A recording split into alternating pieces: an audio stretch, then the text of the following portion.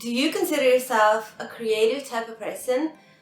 Are you easily inspired and you want to create? Are you moved by beauty and art? Do you feel fulfilled when you are expressing yourself? And are you struggling with keeping that spark alive? And do you have ups and downs when it comes to your creative energy? If so, in this video, I will give you tips that will help you be more creative every day and just get out of that creative block that you've been experiencing. Before I dive into it, hi, I'm Milena and I'm a mindset coach and a mentor, and I help people shift their minds, shift their actions, and shift their life so that they can live a more fulfilling life and reach their goals faster. If you are committed to changing your life for the better and improving your mindset, DM me on Instagram at MindShiftSchool so that you can schedule your free coaching call today. The first tip I have for you is to really notice the beauty around you. Every day we have an opportunity to really be present and to see what we want to see. And what we focus on can really shift our creative energy. If you focus on all the bad in our lives, the little things that annoy us or really stand in our way, and not really paying attention to all the beautiful moments and all the beautiful things that are happening and that are around us, that is draining our creative energy. And everything around us is energy, and what we focus on each moment, it's an opportunity to really focus on all the things that can make you inspired.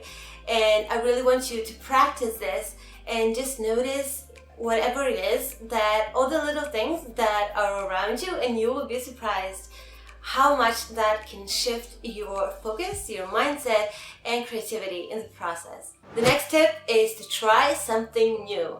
And this can be trying a new recipe, trying out a new look.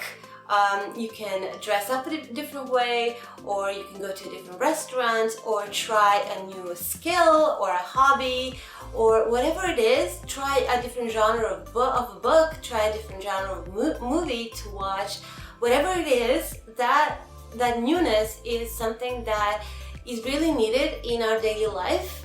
Even a small change can really shift your perspective and give you new ideas.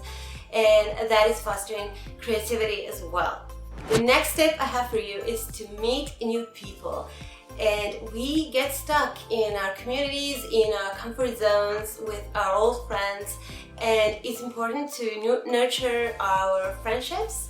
But meeting new people with a different kind of perspective than yours can really make you more creative, because you can look at the things in a different light, and their different circumstances and their life experiences can really shift your mind in a way that you can get that spark of inspiration from a new idea, a beautiful conversation with a stranger.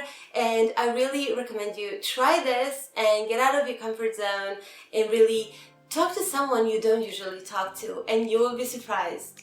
The next tip is to use your senses. Use your senses of smell, of touch, of taste, of sight to inspire yourself. And this can be in any way you want to experience the world. It can be a new recipe, a new dessert. It can be a new type of music. It can be going to a gallery and looking at a different art form. And our senses are so powerful, and we don't use them as efficiently as possible and as often as possible in the right way. But when used deliberately and with intention to really be present and experience, is when you can really experience some creative energy. It can propel you into a whole new world of sensations, and those sensations can trigger a spark inside of you that can really inspire. So I really hope you try this and really deliberately use your senses in cultivating your creativity. The next point is to get curious, and this can be from getting curious about yourself, about your thoughts, questioning your thoughts and your beliefs, questioning the world around you. This connects to meeting new people and experiencing different, even opposing opinions to yours, and really getting curious about other people's points of view and about the world, how it works. And getting curious can lead to getting even more curious, and I truly live by this rule to always be curious and never be so strict in my own beliefs and assume that I know everything. Because when we assume those things, we stop ourselves from being creative and from looking at the world in a different light, and that is really stifling our creative energy. The next tip I have for you is to surprise at least one person every day.